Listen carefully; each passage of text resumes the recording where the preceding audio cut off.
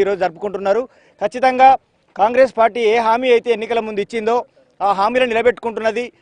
అంటే తుక్కుగూడలో కాంగ్రెస్ పార్టీ జాతీయ నాయకురాలు సోనియా గాంధీ గారు ప్రకటించినటువంటి 6 గ్యారంటీలతో పాటుగా ఇక్కడ వరంగల్ వేదికగా ఈ ఆర్ట్స్ కాలేజీ మైదానంలో రాహుల్ గాంధీ గారి నాయకత్వంలో జరిగినటువంటి రైతాంగ డిక్లరేషన్లో ఇచ్చినటువంటి హామీ ఏదైతే ఉందో రైతాంగాన్ని రుణ విముక్తులు చేయాలని 2 లక్షల రుణమాఫీని ఏకకాలంలో మేము ఖచ్చితంగా అమలు చేసి తీరుతాం. తెలంగాణలో కనుక కాంగ్రెస్ అధికారంలోకి వచ్చినట్లయితే రైతాంగం ఆ మాటను నమ్మిండ్రు. ఆ మాట మీద నమ్మకంతో, కాంగ్రెస్ పార్టీ మీద నమ్మకంతో, రాహుల్ గాంధీ గారు ఇక్కడ కాంగ్రెస్ రాష్ట్ర నాయకత్వం మీద నమ్మకంతో ఖచ్చితంగా రైతాంగం అంతా కూడా ఏకమై ఇవాళ కాంగ్రెస్ పార్టీని అధికారంలోకి తీసుకొచ్చిండ్రు. ఆ నమ్మకాన్ని నిలుపుకుంటూ కాంగ్రెస్ పార్టీ నాయకత్వం, అధినాయకత్వంతో సహా రాష్ట్ర ప్రభుత్వంగా ఏర్పడినటువంటి రేవంత్ రెడ్డి గారి నాయకత్వంలోని ప్రభుత్వము ఇచ్చిన హామీలను అమలు చేయడంలో భాగంగా ఇవాళ ఆనందకరమైనటువంటి దినంగా ఇవాళ రైతాంగ రుణమాఫీని అమలు చేస్తున్నాము. ఇది చాలా సంతోషకరమైన విషయంగా మేము భావిస్తున్నాము.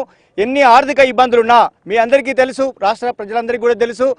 16,500 మిగులు రాష్ట్రంగా 500 కోట్ల మిగులు రాష్ట్రంగా ఉన్నటువంటి తెలంగాణ రాష్ట్రాన్ని టీఆర్ఎస్ ప్రభుత్వము ఇవాళ 7 లక్షలకు పైగా కోట్ల అప్పులు చేసి రాష్ట్రాన్ని పూర్తిగా అధోగతి పాలు చేసినప్పటికీ కూడా అత్యంత ఆత్మవిశ్వాసంతో, ధైర్యంతో ఇవాళ కాంగ్రెస్ పార్టీ రేవంత్ రెడ్డి గారి నాయకత్వంలో ధైర్యవంతమైనటువంటి నిర్ణయాలు తీసుకుంటూ ఇవాళ సంక్షేమ పథకాలను అమలు చేస్తూనే వేలాది కోట్లతో ఇచ్చినటువంటి హామీల అమల్లో భాగంగా సంక్షేమ పథకాలు అమలు చేస్తూనే అంతే ధైర్యంగా ఎంతమంది చర్చించినా, విమర్శించినా, సవాళ్లు విసిరినా ఈ సవాల్గా స్వీకరించి చాలా నిబద్ధతతో, చాలా పట్టుదలతో, అంకిత భావంతో ఇచ్చినటువంటి వాగ్దానం పట్ల అంకిత భావంతో రైతాంగాన్ని నిజంగానే ఆత్మహత్యల నుంచి, అప్పుల భారం నుంచి విముక్తి చేయాలనేటువంటి ఒక దృఢమైనటువంటి సంకల్పంతో రాహుల్ గాంధీ గారి ఆదేశాల మేరకు ఇవాళ ఇక్కడ రేవంత్ రెడ్డి గారు గత 70 రోజులుగా ఇవాళ ఎన్ని అవాంతరాలు ఎదురైనా, ఎన్ని చర్చలు జరుగుతున్నా, ఎన్ని సవాళ్లు ఎదురైనా అధికారులు ఒకవైపు మంత్రివర్గంతో సహా అనేక మంది ఇవాళ సలహాలు ఇచ్చిన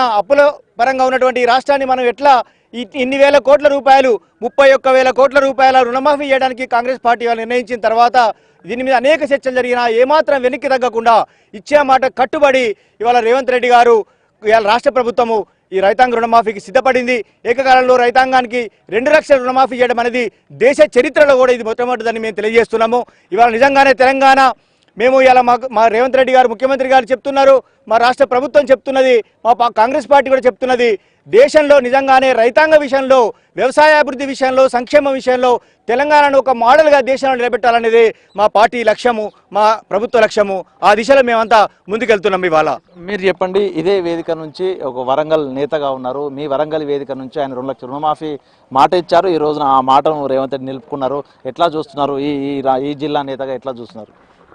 ఈ ఆర్ట్స్ కాలేజ్ మైదానంలో మే 6, 2022న రైతు డిక్లరేషన్, రైతు సంఘర్షణ సభలో ఒక రైతు డిక్లరేషన్ ప్రకటించిండ్రు.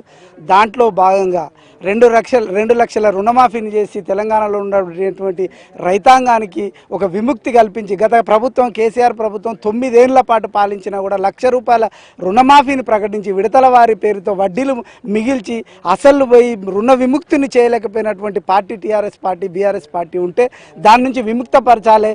ఏకకాలంలో ఒకేసారి రుణాన్ని మాఫీ చేసి పాస్బుక్లు రైతుల చేతుల్లో పెట్టి వాళ్ళ ముఖంలో ఒక ఆనందాన్ని చూడాలనేటువంటి ఉద్దేశంతో ఈరోజు ఈ ఆర్ట్స్ కాలేజ్ మైదానంలో ఇది ఒక చారిత్రకమైనటువంటి రైతు చరిత్రలో 2 లక్షల రుణమాఫీకి మొట్టమొదటి ఆద్యమైనటువంటి ప్రాంతంగా ఈ ఆర్ట్స్ కాలేజ్ ఈరోజు చరిత్రలో మిగిలిపోతుంది. అందుకే ఈ ప్రాంతం నుండే ఇక్కడి నుంచి ప్రకటించిన చోటు నుంచే మేము వారికి అభినందనలు తెలియజేయాలి. ఈ ప్రభుత్వం రైతుల కోసం చేస్తున్నటువంటి మంచి పని 10 మందికి తెలియజేయడం కోసమే ఇది చేస్తున్నాము. ఒక కురుక్షేత్రం అనేది ఎక్కడ జరిగిందంటే ఈరోజు ఎంత పవిత్రమైందో ఈరోజు రైతుల కోసం ఈ ఆర్ట్స్ కాలేజ్ మైదానమే పవిత్రమైంది.